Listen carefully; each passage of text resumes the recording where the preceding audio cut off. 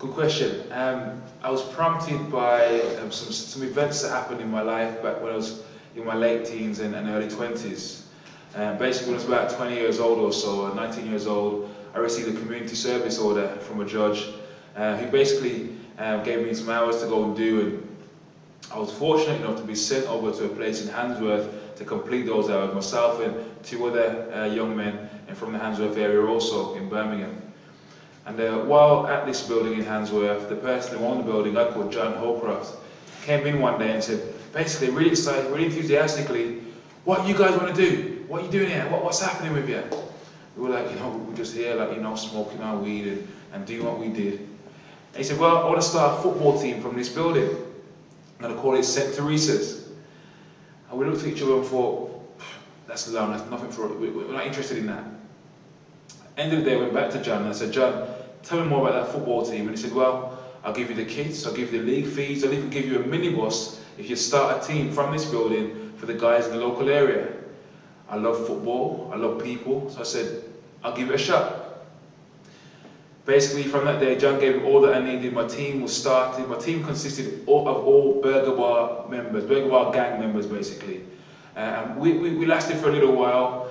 We had a few matches for a few months, but as you can imagine, it was very difficult. We had fights with our own team, fights against other teams. It was absolutely crazy. Times we had 7 or 8 players turning up on a Sunday morning. But after that, I stayed with John. And John's kind of like a community man. He's a man who's trying to help everybody in the community, regardless of background, race or religion, and really making a difference in Handsworth. And I stayed with John, and John taught me about apathy. Now, at that time, my life was pretty much going nowhere. I was homeless and involved in all kinds of street stuff and what have you. And John kind of said, yeah, there are things out there you can do, you can get involved in. And John opened my eyes really, and I recognised that at that time I had friends who were great footballers, great rappers, great singers, great dancers, you name it. But at a point in their life to get what I call sucked off into gang culture or a gang mentality where they get involved in drugs, in gangs or what have you, and you'd see them just kind of disappear out the whole kind of mainstream education thing and go into a whole different life. And I decided at that point that I was going to make a difference. I was going to change it. Didn't know how I was going to do, but I was going to make a difference and change it. And I started an organisation called Team. Together, everyone achieves more. And we did various events and talent shows and contests around the city of Birmingham, what have you. Started a record label out of it. My mind was made up from then that the Postcode mentality, which is what I call it now, which is what is known as, to be honest, which represents limitation, impossibility. I'm not good enough. I'll never amount to much. I recognise that because I've been able to do it, every other young person out there who's come from a similar background or is exposed to that can also do it. And move from that mentality to what I call a globe mentality, which represents possibility, success, I can do it, I am somebody, influence, you name it. And so I'm kind of motivated by that situation really that people are facing right now today.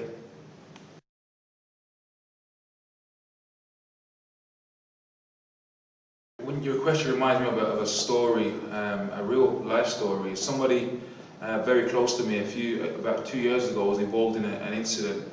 They're a young person who from a particular postcode area of the city. They were driving around with their friends in a car, as you're free to do in a free society.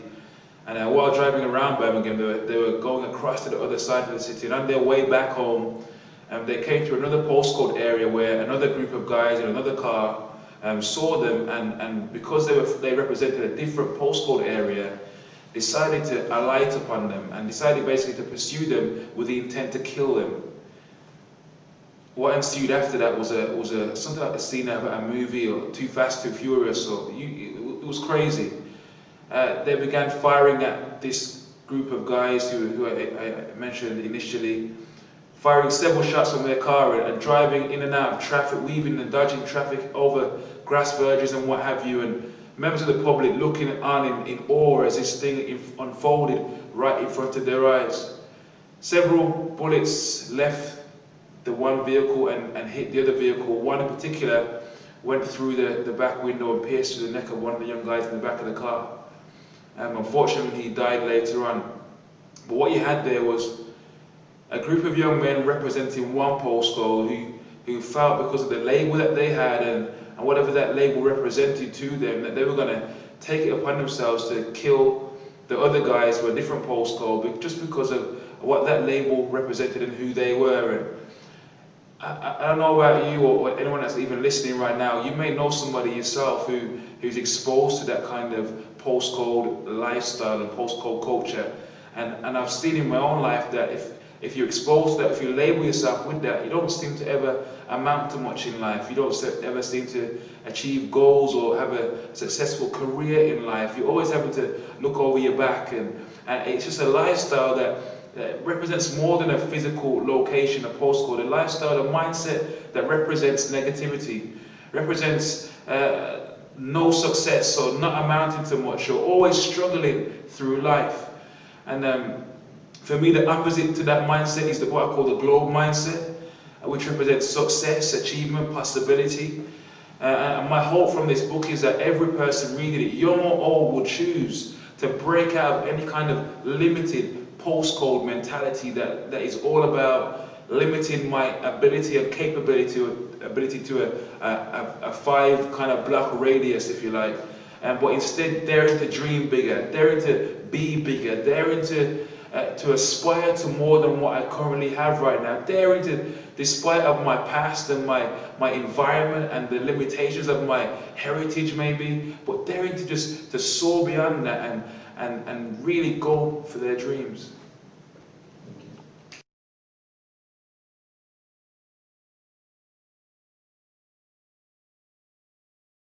It's a great question, Kashif.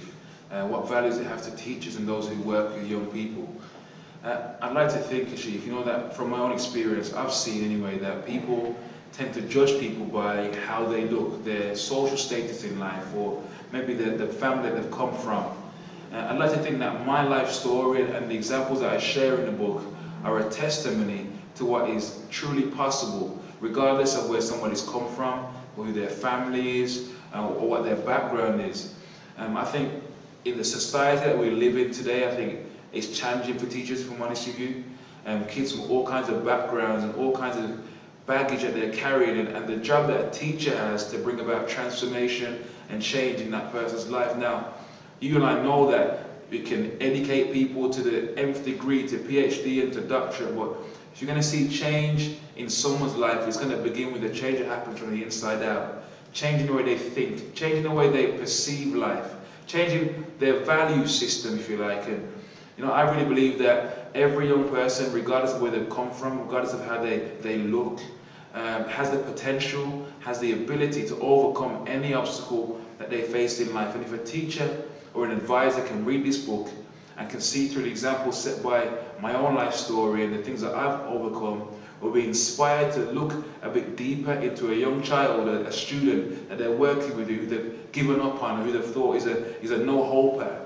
If they can just see a little bit deeper into that person's life and help them to overcome what they're facing, then the book will have achieved something really substantial.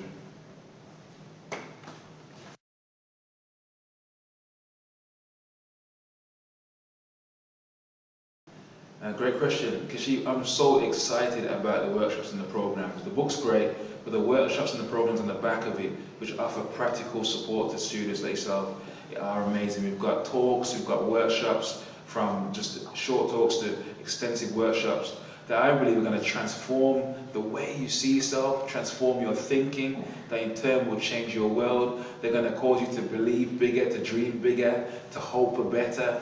It's going to be really, really exciting.